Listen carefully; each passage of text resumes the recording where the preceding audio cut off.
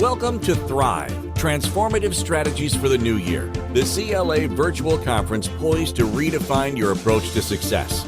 Today, we unite under the banner of innovation, ready to forge new paths in personal and professional growth. Each speaker today brings unique insights to propel us forward. Get ready to explore innovative strategies that will enhance your growth journey in 2024. Hey, everybody. I am Kenyatta Turner. I'm so excited to be here with you today, and we're going to have some fun.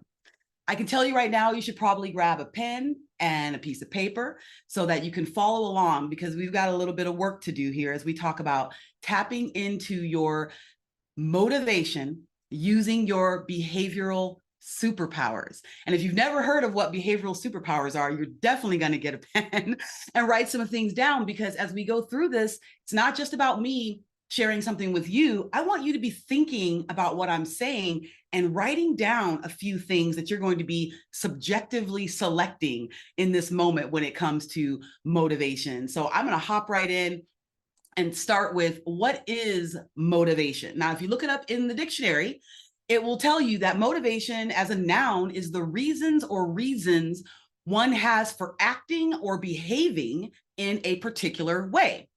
It will also tell you that the general desire or willingness of someone to do something. So the first thing I want you to consider here is, when we think of the term motivation or a motivational speaker, people have asked me, Kenyatta, are you a motivational speaker? I'm like, absolutely not. Here's why, is because I can't motivate anyone to do anything. Ideally, I would like to think that I can inspire you to find your motivation. Motivation is intrinsic. It is not something that typically an external factor can create unless a person absorbs that, right? So like I said, the noun, the reason or reasons one has for acting or behaving in a particular way. So that comes from within. And we're going to dig into a couple concepts around that, especially as you think about if you're an entrepreneur or professional, if you work for a company or organization, or you have a coach or someone who helps and mentors you, you may often hear them talking about the concept of motivating you. Well, it's not their job to do that. It's your job, but it's your job to really kind of figure out and understand what it is, who you are, and why certain things will motivate you over others. So we're going to dig into that as I jump in. But let's talk about, again, motivation. We hear this term so many times. We hear about motivational quotes, and I'm someone who loves a good quote. I like to read them. I like to post them around. I'm always interested in things that I like to put in front of myself that kind of snap me back and remind me of the things that I know that are important to me, or I just think it sounds cool. And I'm like, yeah, that makes sense, right? So motivational quotes and inspirational quotes are cool. You can go right now to Google and look up motivational quotes. And if you put say images, all these images are going to come up. You may share those on social media. You may print them out and put them on your desk. There is something really powerful about auto-suggestion. And oftentimes these motivational quotes and phrases and pictures and images are things that can help us do that. But it goes so much deeper than just that. But if you like quotes, I'll give you one right now. Put this in your notes. No one is coming to save you. No one. Now, here's the thing. Regardless of what you may think spiritually, I will still make that statement. And here's why. Because even if there is someone or something bigger than you that you may feel is going to do that, I bet there's still some things you have to do on your own. I guarantee it. No one's coming to save you. The sooner you wrap your head around that concept, then you start taking personal accountability for the things that are truly important to you, right? And how will you get there? And again, I love quotes. So if you like that one, write that in the chat or not in the chat, but just write that in your own notes, right? So no one's coming to save you, and neither will I. However, I can help you if you let me. I can help you by opening your mind to a few things. I'll tell you quickly who I am before I jump into the rest of this, because some of you may have never seen me before. This may be the first time you're hearing my voice or reading these words. And I want you to know that my name is Kenyatta Turner. I'm the CEO and founder of Freedom Empire Consulting, and I am an outgoing, fast-paced influencer. Now, I should tell you that it has nothing to do with social media when I say the word influencer. It has everything to do with the context of the word. And that actually Those are my behavioral superpowers. Okay. Now, I'm also a behavioral influencer. And what I do is I don't influence people's behavior. I influence how you understand your behavior. And that's really important to know, because as we kind of jump into this, I'll share a little bit about how this process works. And I'm going to want you to be jotting down some things as you identify some things that make sense to you when I start talking about your behavior and how you can use your behavior to motivate yourself. So not only am I an outgoing, fast-paced influencer, I'm a transformational speaker. I'm a behavioral superpowers coach. I train others to do the same. I am an international best-selling author. I've hosted radio shows and podcasts. I'm a bass player. I've been playing bass for over 25 years. I love it. But just a year ago, I started playing the drums. And I wish I'd started sooner. I am so jazzed about playing the drums. I'm going to do it later, right today, as a matter of fact. But I facilitate masterminds. I've been part of some book projects and different things. I just love life, love music, love art, and love coaching, behavioral mindset, and development. So that's why I'm going to share with you a few things. And here's another quote for you. Put this in your notes. To know yourself and others, you must first sacrifice the illusion that you already do. To know yourself and others, you must first sacrifice the illusion that you already do. Now, I am going to turn 49. It was 10 years ago, before I turned 39, that I jumped off a cliff and sprouted wings. I knew I wanted more for my life, but I'd already spent 20 plus years running colleges. That's my background. I was an executive leader in every department except for financial aid. And I grew up literally working in a place of growth and development. And I absolutely loved it until I didn't love it anymore. So I left. But I left because I got to the point where I was about to turn 39 years old. Why is that relative? Because that was the age that my father was when he passed. I was only 16. I quite honestly did not think I would live to be 39 years old, but it came fast. So one day I wake up and realize I'm about to turn 39. I'm about to be the age my father was when he passed. And to me, that seemed really, really young, when I used to think that was really, really old. So this is important as you think about any extra that you get. I call them my extra innings, right? So I decided in that moment, I would not squander 1 day, 1 hour, 1 minute, 1 year beyond the age of 39 if I got extra. So when I realized I might just make it to my 39th birthday, I quit my job. I jumped off the cliff. I left the corporate scene. I said, I'm out of here. I'm going to go create my freedom empire. But it's weird. I didn't call it freedom empire then because I hadn't come up with that. But I said, I'm leaving to go build my empire. And I didn't know what that meant. But I left. Things started happening. And then there was a point about 5 years in when I found out my behavioral superpowers. And it was literally like throwing gasoline on a fire. I found out why I was motivated to do certain things. I found out why I'd always had jobs that had me doing certain things. I found out why I got so excited when I was allowed to do or had the opportunity to do certain things. So to know yourself, you must first sacrifice the illusion that you already do. Basically means, yes, I figured some things out about myself by the age of 39. Now I'm about to turn 49. I figured out some more things and I'm continuously learning. So I want you to open your mind right now. Like, you may know yourself, but I'm going to ask yourself, or ask you, how well do you know yourself? Is there room to learn something more? Well, I'm guessing there is, if you're even paying attention to this conversation right now. So let's jump into it. And we're going to start the process of me explaining to you about why people fail at work and in organizations, right? And I believe that an organization is a household. It's an entity. It's your freedom empire, right? Whatever that is. And here's a couple things right now that there was a study done in 2020 surveying hiring managers from all these different sectors, 20,000 employees, right? And here's what they found. This is why they would struggle in the first few months of doing what they were doing, is that they weren't coachable. They had no emotional intelligence, no motivation, and I'm going to say behavioral motivation, temperament, or technical skills. Technical skills is the smallest percentage of that pie, right? It's not about whether you can do something. It's about how you think about what you're doing. If you're in behavioral alignment, if you have emotional intelligence, are you coachable to get better? And are you even in the right space? Are you shoving a square peg into a round hole, or are you a round peg in a round hole, right? Ideally, the behavioral motivation is really the key. If you don't have that and that alignment in doing what it is you're doing, life, business, career, then there's going to be more struggle than you probably need to, like shoving a square peg into a round hole. It will go in there. But how bloody is that? How painful is that? How long will that take? Again, I'm going to show you how to get the round peg, okay? So we also know that organizationally, when people understand their behavioral motivation, that they become more productive overall. Team productivity goes up by 70%. Employee engagement or individual engagement goes up by 40%. And then client revenue and customer satisfaction goes up by 23%. We know this. So I don't care what industry you're in, those numbers are going to be true if you understand behavioral alignment and behavioral motivation, because you're doing what you're built to do. Everything that I do in my business, I do from the lens of a behavioral assessment called Behavioral SuperPowers. And by the time I'm done with this, I have a feeling you're going to want to know what that assessment is and take it yourself so you can get some objective behavioral data and science around your behavioral motivation. But I'm going to give you some ideas that are going to kind of spin you in the right direction as we go through this.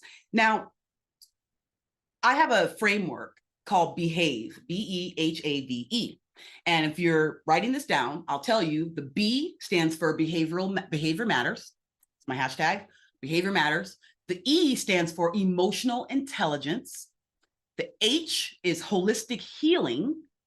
A, actionable awareness. The V is visionary thinking. And E is empathetic energy. This is what you're able to create in your life, in your business, with your family, when you understand who you are and why you are, and your own behavioral motivation. So I want to show you a couple of things. There's going to be 8 factors that we're going to go through. And you might just say, whoa, 8, that's a lot.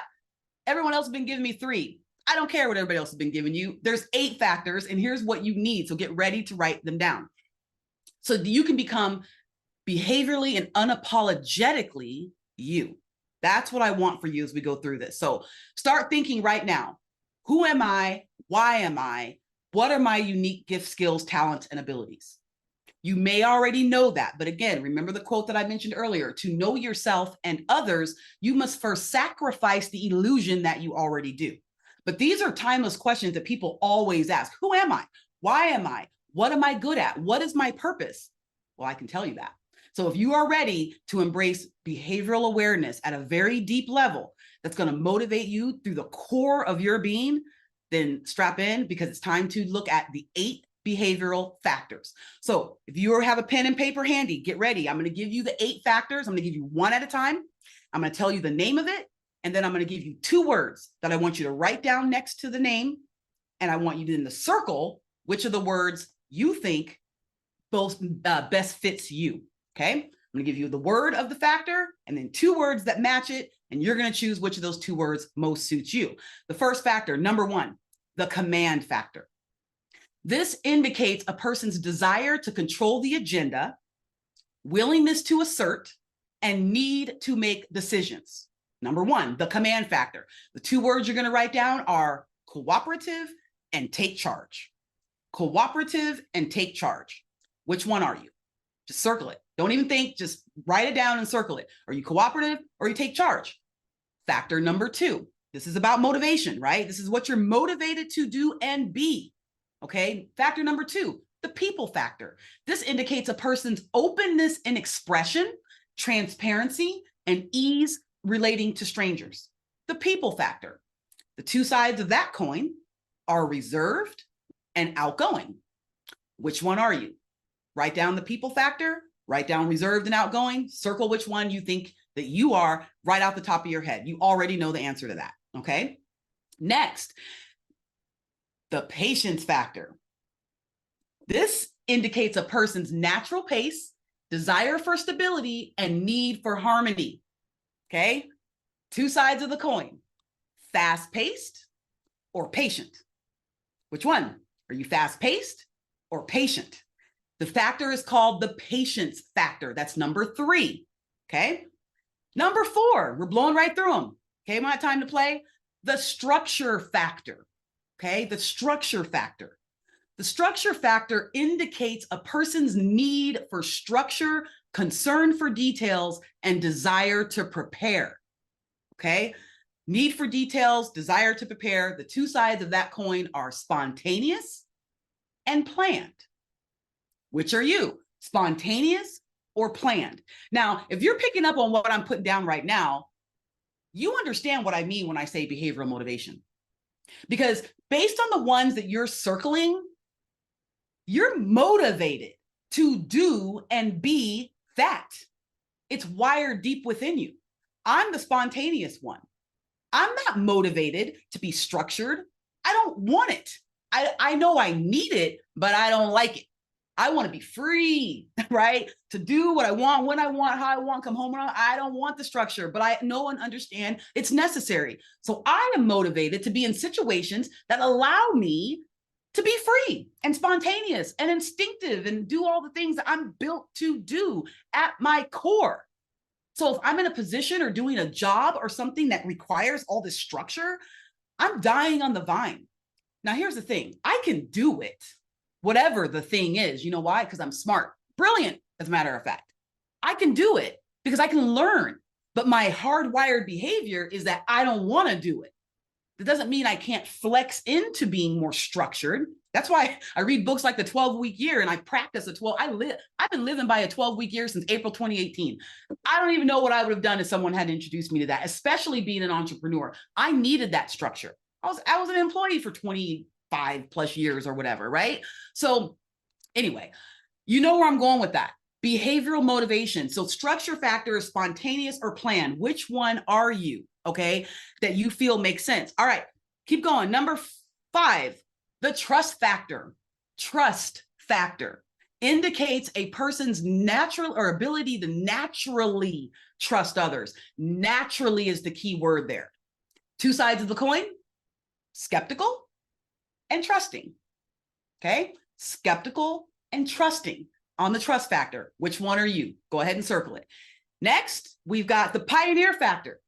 The pioneer factor indicates, is number 6, indicates a person's drive to set ambitious goals and pursue them. Okay. One side is content. The other side is pioneering. Now here's a visual for these content and pioneering sides. Think of 2 water vehicles going to the same place, right? One vehicle's a speedboat. That's the pioneering. The other one's a cruise ship. They're going to the same place, but they're getting there in very different ways. Okay, that's a visual of the pioneer factor, content and pioneering. Number 7, the risk factor. Woo! Yeah, I know which one I am on this one. It's got me in trouble, but it's also gotten me major opportunities as well. The risk factor, number 7, indicates a person's willingness to take risks and their ability to tolerate the consequences. Willingness to take risks and ability to tolerate the consequences. One side is cautious, the other side is risk-taking. Remember, we're talking about behavioral motivation here. Which one are you motivated to do? Are you motivated to be cautious and mitigate the risk? Or are you motivated to jump off the cliff and sprout wings like I did when I quit my job and I didn't have a job or a business lined up? I was ready to live out of my car if I had to. I'm highly risk-oriented. It's helped me, but sometimes having cautious people around me helps balance it out, okay? And then lastly, number 8, the creative factor. This indicates a person's capacity to be original, create and work within new ideas. So to be original and create and work within new ideas, this is number 8, the creative factor. One side is called anchored, the other side is called creative. Are you someone who thinks within the box or the parameters, and that's where you create your creativity once you understand the tried and true method? Or are you someone like me who cares nothing about the tried and true method? I don't like it. I don't want to do it that way. I'm probably going to create something new. Okay. Which one are you? I'm motivated to be creative. I'm not motivated to be in a situation where someone says to me, well, Kenyatta, 10 years ago, we used to do it like this. I can't even handle that. Okay. That's me where I'm just all, I know we did it like that, but why are we talking about that? However, I'm also the person who may reinvent the wheel when it doesn't need to be reinvented, right? Someone else is going, Kenyatta, the wheel works just fine. And I'm like, ooh, but can we just paint it purple and put sprinkles on it? Because that's what I want, right? I'm motivated for opportunities to do that. This is about behavioral motivation and alignment. Those are the 8 factors. And I can tell you that behavior causes 87% of the performance issues in life and in business. 87%. So we know that once you have a handle on this, then you can understand that how you do anything behaviorally is literally how you do everything. Those factors that I just went through apply to business, life, a road trip, how you go grocery shopping, how you clean the yard, how you even prepared to come today, what you're reading, when you're reading it, all the things. You can't get away from your behavior. It's hardwired within you.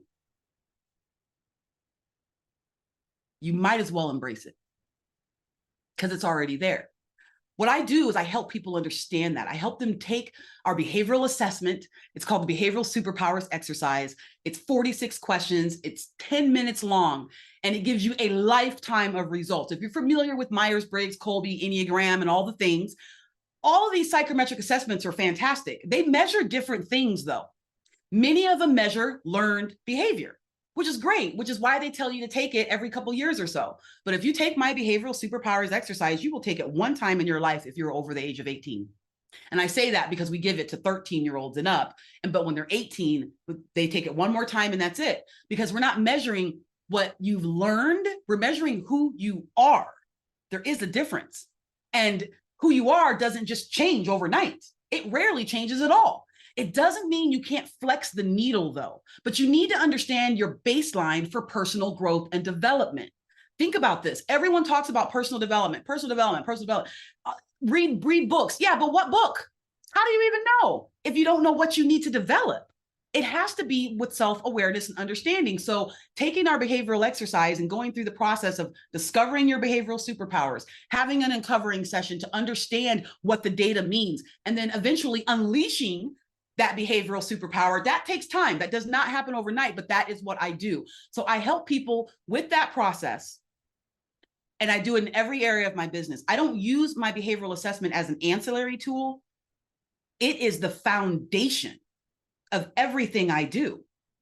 All the coaching I do, all the training, the speaking for executives or one-on-ones or group sessions, it doesn't matter. Everything starts with the assessment. And I give you mine as well, because I need you to know who I am, an outgoing, fast-paced influencer who's extremely spontaneous, who's extremely abstract, very daring, and focused on results.